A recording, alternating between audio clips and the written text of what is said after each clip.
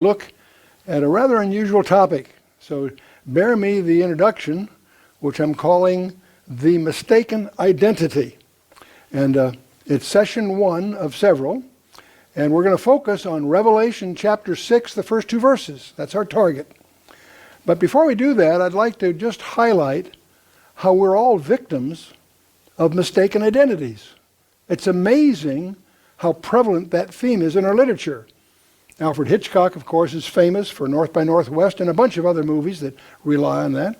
And Daphne du Maurier's classic Scapegoat has been made into a movie, I think, 4 different times. Alexander Dumas, we all know The Count of Monte Cristo and The Man with the Iron Mask. These all hang on the idea of a mistaken identity.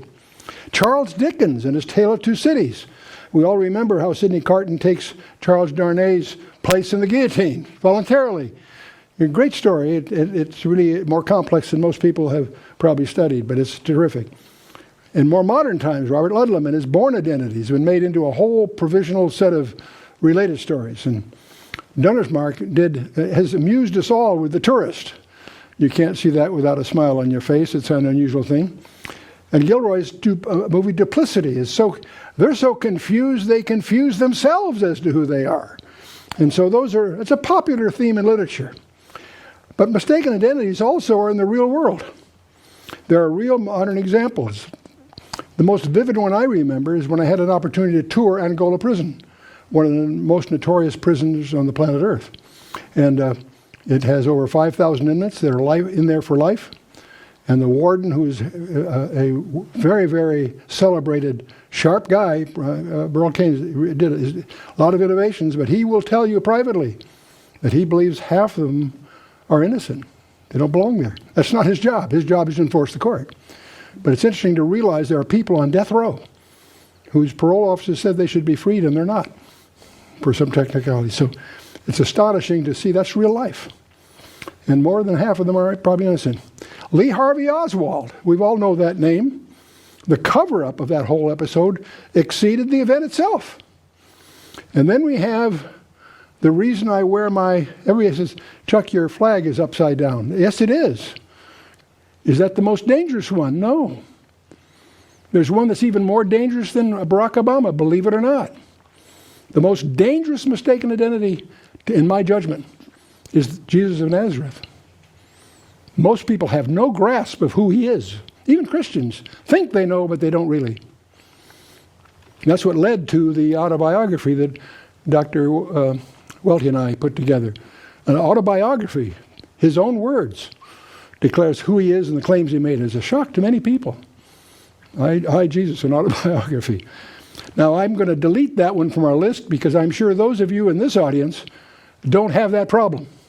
You do understand who he is. So I'll delete that from my list. I just wanted the list to be complete because I do believe that's the most dangerous of all, because that affects your entire eternity. So I'm going to focus this presentation what I'll call the second most dangerous mistaken identity. And it's not that one I just mentioned. It's the ultimate masquerade, the white horseman of Revelation chapter 6. Now that may shock you as a strange choice. But the misdirection, disinformation, and deceit it involves is not going to be excelled anywhere. The white horse. And that's the primary subject of this in the next session. Now, session 1 will be on the white horse of Revelation 6. The masquerade that's involved and a summary of his career. We'll try to summarize that briefly, of course, in the coming hour. But the next session after that, we'll talk about his identity and the seed of the serpent and prerequisites to his appearance. That may surprise you, but there are some explicit prerequisites that have to be fulfilled before he can appear publicly. And so we'll deal with that. And we're going to make reference to an addendum that's going to be available about the various expectations that different groups have of what to expect of him. And each different group has a different expectation, and yet they're surprisingly similar. And we'll get into that too. See, man tells us that the world is getting better. That's a basic premise you find underlying most people's worldview. God says the opposite. God says they'll become increasingly worse. Ouch. That's God's vote, if you will. Man says that peace among nations is close at hand. I don't believe it for a minute, but that is the common belief that drives most of our geopolitical decisions. God says there'll be wars and rumors of wars and kingdoms against kingdoms. We'll be talking a little bit about that. That's God's promise. He's going to tell us it's going to get worse and worse. Man expects to win the battle against disease, famine, and hardship. We have very committed people in the health sciences that are committed to mastering these things. But God says there's to be fearful judgments of disease, famine, and hardship. That's coming. Some people may be very uncomfortable with that, and they should be. So there is an outline in the book of Revelation. The book of Revelation is the only book of the Bible that has the audacity to say, read me, I'm special. It's the only book of the Bible that promises you a special blessing if you read it. No other book. The other books advocate Bible reading in general. Only one book has the audacity to say, read me, I'm special. And it has in the first chapter an outline of itself that many people miss. John is instructed to write the things which thou hast seen. This is at the end of chapter 1. The first chapter 1, he sees the vision of Jesus Christ. So Jesus instructed, write the things which you have seen, namely that vision. Write the things which are, and the things which shall be metatauta, after these things. Okay. So there's 3 divisions to the book. Very simple. Okay, the first is the vision of Christ in chapter 1. No problem. At the time he's writing, that's past tense. The things which are. And while he's writing, the things which exist at that time are 7 churches. 7 letters to 7 churches, dictated, believe it or not, by Jesus himself, that most people ignore. There are things that he says he hates, and those things are prevalent in virtually every church you find on the planet. And yet there are things that he expressly says he hates. Strange, isn't it? But the things which shall be hereafter, what follows after the churches, that starts at chapter 4, verse 1. So that's the division. Chapter 1, then chapter 2 and 3, the letters. And by the way, of the entire book, of its 22 chapters, the most important part of it for you and me is chapters 2 and 3. If you have that, you've got the kernel as far as you and I are concerned. Why? Because all the rest is yet future. That's present, that's now, that tells us what to do. But okay, from chapter 4, verse 1 through 19 is a whole series of heavy things, okay? The things which shall be, metatauta is the Greek term. It's like a marker, if you will. Metatauta, after these things. And from some of my studies, there have been some societies put together that call themselves the Metatauta Society, which are basically societies to study Bible prophecy. But they pick off this very thing to be their label, if you will. So, the things that you have seen, that's chapter 1. The things which are, the letters 7 churches. And the things, metatauta, after these things, 4 to 19. So we're going to move into chapters 4 and 5, which that'll be the saints being in heaven. That'll be exciting because we'll actually be transported with John to heaven and we'll see things start to unfold. It's a time warp. It's a look ahead, if you will. It's yet future, but it's present as he's present while it's happening. Okay, the saints in heaven. Then we'll get through chapters 6 through 19, and that's the core of what most people think of as the book of Revelation, the unveiling of Jesus Christ in his return here. And so that'll involve 6 seals, 6 trumpets, and 6 bowls, right? And each one of those seem to be at a logarithmic projection, okay? Now, we're going to focus, when I get through this overview, we're going to zero in on chapter 6. That's our target for this study and the few that follow. The heptadic structure. You'll notice right away, if you study the book of Revelation, there's a scroll with 7 seals on it, okay? And that's in chapter 6. When you get to chapter 7, you discover there's a parenthesis. There's a change of subject it gets to chapter 6, changes the subject for a little bit, and then goes on to talk about 7. We discover by looking at it, there are these parenthetical passages. There's always 6, a gasp for breath, so to speak, a change of subject, and then the completion. Chapter 7 comes along, and it turns out to be 7 trumpets. And there again, we have 6 of those trumpets, and then a parenthesis of some other topics that are inserted, sort of a change of subject, sort of a catch your breath, sort of like take a break kind of thing. And that's again a parenthesis. And then it goes to chapter 7, which turns out to have 7 bowls of judgment. So you got seals, trumpets, and bowls. In each case, there's 7. In each case, after the 6th, there's a break before the 7th, and the 7th one really just consists of the next group, if you will. Follow to get the picture. That's a pattern. You realize then this book is highly structured. Highly structured. And there, even in the bowls, there's just one verse, but there's a one verse change of subject before it finishes with bowl number 7, interestingly enough. So that's what they call the heptadic, just the 7-fold structure of the book. And one of the things that are some of us suspect, we don't know, we suspect that John wrote his gospel after the Patmos experience, because you find those heptadic fingerprints all through his gospel. It's just not as obvious. Here it's very manifest. It's almost like a symphony. It's almost like an opera that's been organized.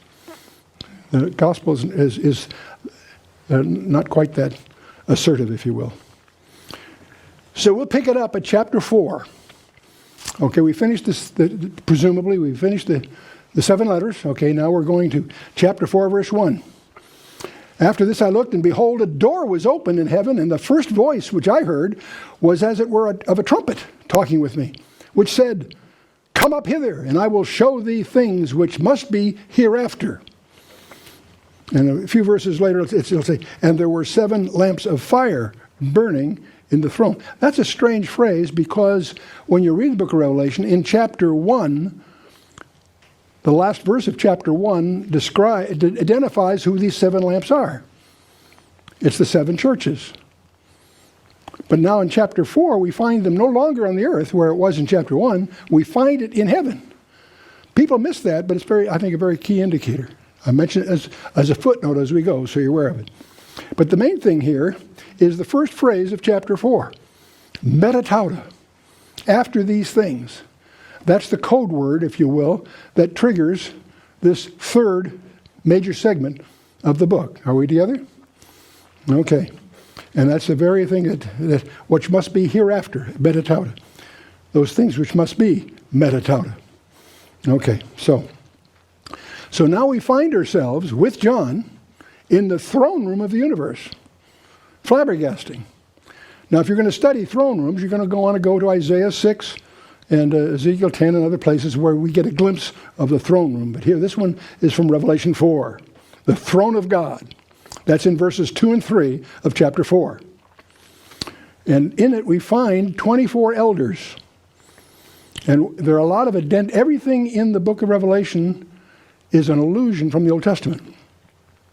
The book of Revelation consists of 404 verses that includes over 800 allusions from the Old Testament. The reason it sounds strange to us is because we haven't done our homework in the Old Testament. But it turns out that 24 elders are an allusion. We'll come back to that. But every idiom in the book of Revelation is explained somewhere else in the Bible. Those 24 elders that will appear somewhere else in the Bible in some form. And we have the 7 lamps from chapter 1. I just mentioned those. They're on a sea of glass, and I always think this is fascinating because it was a sea of glass. And the sea of glass is what we wash in when we're on the earth. It's what they're standing on it when they're in there. And I think you say that's a pun. Yes, I think it is. I think the Holy Spirit uses figures of speech, and that's one of them. And then we encounter these strange creatures, these 4, King James calls them beasts, and that's unfortunate because it's a different word. We're going to talk about beasts when we get to chapter 13, in beasts in the negative sense. The word that's used here is a different word. It's not a derogatory, it's not a frightening word. It's an alive, good kind of thing. The 4 living creatures, they turn out to be what we call the cherubim. These are super angels, and they're described. They have 4 faces. And those same 4 faces show up all through the Bible in the strangest way. The lion, the calf, the man, and the eagle. In this case, it's the 4 faces of the cherubim. What does that mean? Well, that's a whole area that you can get into if you start getting mystical about the whole thing. But we'll move on. Now, the key to identity, what's going to turn out to be very important to you, is to have no confusion about what is meant by the 24 elders. The 24 seats that are arranged, and these 24 elders come, and they worship God, and they take their crowns and put it on the glassy sea. Who are they? What do they represent? Are there really just 24, or is that just an idiom? Probably. But who are they? Now, the only place you find 24 in the Bible is where David organizes the priesthood into 24 courses. All the priests were in 24 courses, and they changed every Shabbat, and they rotated, and they had a whole procedure. But that's in 1 Chronicles 24, and 19 verses lays it out. That's the only place you'll find 24. It's got nothing to do with 12 disciples. It's got nothing to do with 12 apostles. Many people try to fabricate speculations, and that's fine. But you won't find the number 24 anywhere else. You will find it in another technical place, that there are 24 intervals. Remember when we studied the 70 weeks, we know there's an interval in verse 26 of Daniel 9. That interval that's there shows up surprisingly in other places in the Bible, but they're very subtle. You have to really know how to look for them. But you also discover something very interesting. I think it's interesting. There are 24 of those. 24 intervals. In each case include the church, because the church is in that interval. When you get to the 24, the 70 weeks of Daniel, you got 25 to the triumphal entry. 27 is yet to happen. There's an interval there that includes what we call the church age. Interesting. And that interval shows up in the biblical text 24 times. I wouldn't build our identity of 24 elders on that. I just make it a footnote, a supplemental observation. Now, there are non-Levitical priesthood orders in the Bible, by the way. This is, again, a side thing. Melchizedek being the most startling one. That's worth study, but you need to understand it supersedes all the others. In fact, Jethro he was a priest, and Jacob gives tithes in Genesis 28. We're not sure to whom. That's interesting. But, so anyway, we'll get on here. The 24 elders. Now, fortunately, they identify themselves for us. This isn't a Chuck Missler speculation. I'm just going to call your attention to something that they say. We're going to skip over to chapter 5, verse 9.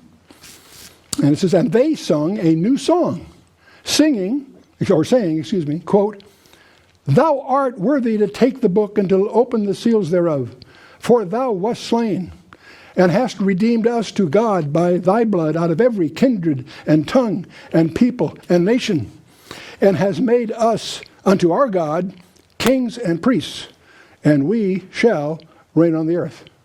They identify who they are. They are kings and priests. By the way, they do that in chapter 1. We just didn't go there to start when it kicks off here. But kings and priests, there are only 3 people in the Bible that are called kings and priests. There's some kings and a priest, but there's only 3 people that are both a king and a priest. Okay? The first, of course, is Melchizedek, because he's an archetype of that. The second, of course, is Jesus. He's a king and a priest. Well, who's the third? He's sitting in these seats. We are. How do I know that? All through the epistles, Paul mentions that. But here, it says, because thou hast redeemed us. See that us? Thou hast redeemed us to God by thy blood out of every kindred and tongue and people and nation, and hast made us unto our God kings and priests, and we shall reign on. So who are the 24 elders? They represent in the composite the redeemed. What we commonly call the church in the mystical sense. Somebody was asking me earlier today, give me an example of the Hebrew sod. Well, that would be one of them, I think.